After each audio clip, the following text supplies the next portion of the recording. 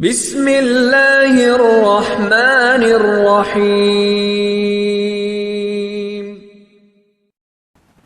اللهم صل على محمد وعلى آل محمد۔ ہر چیز کو اس کی ضد سے ہی توڑا جا سکتا ہے۔ شہوت جتنی زیادہ ہوگی اتنا ہی زیادہ ثواب اس کی مخالفت کرنے والے کو ملے گا۔ ہر کام کی ابتدا آنکھ سے ہی ہوتی ہے۔ جس شخص کو دنیا کی تجارت اپنے اندر یوں ڈبو لے کہ اسے آخرت کی تجارت یاد ہی نہ رہے، وہ یقیناً بڑا بدبخت ہے۔ نماز میں دل کی حاضری کی تدبیر یہ ہے کہ الفاظ کے معنی پر خیال رکھیں۔ خواہش پر غالب آنا فرشتوں کی صفت ہے اور خواہش سے مغلوب ہونا جانوروں کی۔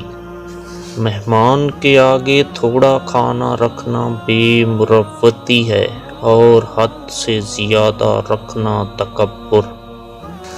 بات کرنے میں نرمی اختیار کرو کیونکہ الفاظ کی بنسبت لہجے کا زیادہ اثر پڑتا ہے۔ دنیا کا طلبکار سمندر کا پانی پینے والے کی طرح ہے کہ جس قدر پیتا ہے پیاس اور لگتی ہے۔ انسان کا سب سے بڑا کارنامہ یہ ہے کہ وہ اپنے دل اور زبان کو قابو میں رکھے۔ تم پردے میں وہ کام نہ کرو جو لوگوں کے سامنے نہیں کر سکتے۔ صبر کی کڑواہٹ، علم کی مٹھاس اور عمل کی سختی وہ دوا ہے جس سے دل کی ہر بیماری کا علاج ہو سکتا ہے۔ مخلوق سے ایسا معاملہ کرو جو ان سے تم اپنے حق میں پسند کرتے ہو۔ دوست جو صرف تمہاری اچھی حالت کا دوست ہو اور برے وقت میں کام نہ آئے، اس سے بچنا چاہیے کیونکہ وہ سب سے بڑا دشمن ہے۔ کسی کی پہچان علم سے نہیں ہوتی بلکہ ادب سے ہوتی ہے، کیونکہ علم تو ابلیس کے پاس بھی تھا لیکن وہ ادب سے محروم تھا۔ تنگ دست قرض دار کو مہلت دینا رحمت الہی کو جوش میں لانا ہے۔ بازار کے اندر ذکر الہی میں مصروف شخص مردوں میں زندہ جیسا، مغروروں میں غازی جیسا اور خوش درختوں میں سرسبز پتوں جیسا ہے۔ اگر تو اس قدر نماز پڑھے کہ کمر ٹیڑھی ہو جائے، اس قدر روزے رکھے کہ بدن بہت زیادہ دبلا ہو جائے، مگر ہرگز فائدہ نہ پائے گا جب تک حرام مال سے پرہیز نہ کرے گا۔ نفس وہ کتا ہے جو انسان سے غلط کام کروانے کے لیے اس وقت تک بھونکتا رہتا ہے جب تک وہ غلط کام کروا نہ لے، اور جب انسان وہ کام کر لیتا ہے تو یہ کتا سو جاتا ہے، لیکن سونے سے پہلے ضمیر کو جگا جاتا ہے۔ وہ دعوت سب سے بدتر ہے جس میں امیر بلائے جائیں اور مسکین نہ بلائے جائیں۔ سب سے بڑی دولت زبان ذاکر، دل شاکر اور ظن فرما بردار ہے۔ محتاجوں سے مہنگا مال خریدنا احسان میں ہے اور صدقے سے بہتر ہے۔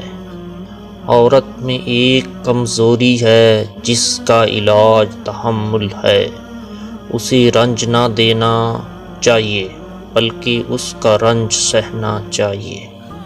نکاح دین کا حصار ہے اور شہوت شیطان کا ہتھیار ہے۔ نکاح اس کے شر سے بچانے والا ہے۔ اگر مستجاب الدعوات بننا چاہتی ہو تو لقمہ حلال کے سوا پیٹ میں کچھ نہ ڈالو۔ جس محفل میں جا کر خلاف شرع امور ملو ہوں اور منع نہ کر سکتا ہو تو وہاں سے چلے آنا واجب ہے۔ مہمان کے روبرو تھوڑا کھانا رکھنا بے مروتی ہے اور حد سے زیادہ رکھنا تکبر۔ جس کا لباس باریک اور ہلکا ہوگا اس کا دین بھی ضعیف ہوگا۔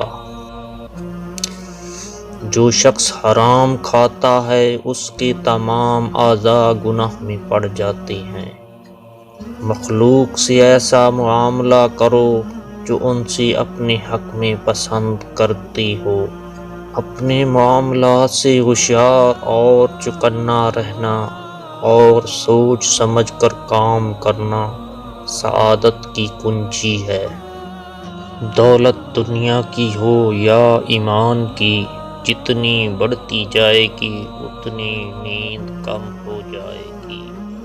برے سلوک کا بہترین جواب اچھا سلوک اور جہالت کا بہترین جواب خاموشی ہے۔ میں علم کے اس درجے تک یوں پہنچا کہ جو کچھ مجھے معلوم نہ تھا وہ میں نے معلوم کرنے میں شرم محسوس نہ کی۔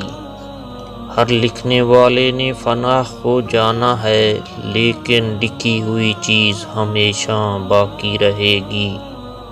تو اپنے ہاتھ سے ایسی چیز تحریر کر جا جس کو قیامت کے دن تو دیکھ کے خوش ہو جائے۔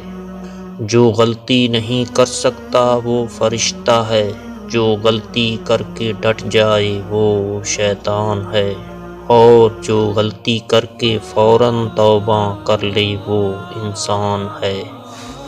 عورت کی بد اخلاقی پر صبر کرنے والا حضرت ایوب کے صبر کے برابر ثواب پائے گا۔ زندگی استاد سے زیادہ سخت ہوتی ہے۔ استاد سبق دے کر امتحان لیتا ہے اور زندگی امتحان لے کر سبق دیتی ہے۔ اگر رزق عقل اور دانشوری سے ملتا تو جانور اور بے وقوف بھوکے مر جاتے۔ انسان کی تمام پریشانیوں کی وجہ مقدر سے زیادہ چاہنا، وقت سے پہلے جانا، قناعت پسندی کی کمی ہے۔ دنیا نصیب سے ملتی ہے اور آخرت محنت سے، لیکن لوگ محنت دنیا کے لیے اور آخرت کو نصیب پر چھوڑ دیتے ہیں۔ عورت محبت کو بھول جاتی ہے مگر دی گئی عزت کو کبھی نہیں بھولتی۔ دو آدمیوں کا پیٹ کبھی نہیں بھرتا، طالب علم اور طالب مال۔ تہجد میں مانگی گئی دعا ایسا تیر ہے جس کا نشانہ کبھی خطا نہیں ہوتا۔ حاسد دشمن پر پتھر پھینکتا ہے مگر واپسی اسی کو لگتا ہے اور دشمن اس پر ہنستا ہے۔ غموں کی راہ پر بڑے سکون سے چلو کیونکہ یہ اللہ کے قریب کر دیتے ہیں۔ سب انسان مردہ ہیں، زندہ وہ ہیں جو علم والے ہیں۔ سب علم والے سوئے ہوئے ہیں، بیدار وہ ہیں جو عمل والے ہیں۔ تمام عمل والے گھاٹے میں ہیں، فائدے میں وہ ہیں جو اخلاص والے ہیں۔ سب اخلاص والے خطرے میں ہیں، کامیاب وہ ہیں جو تکبر سے پاک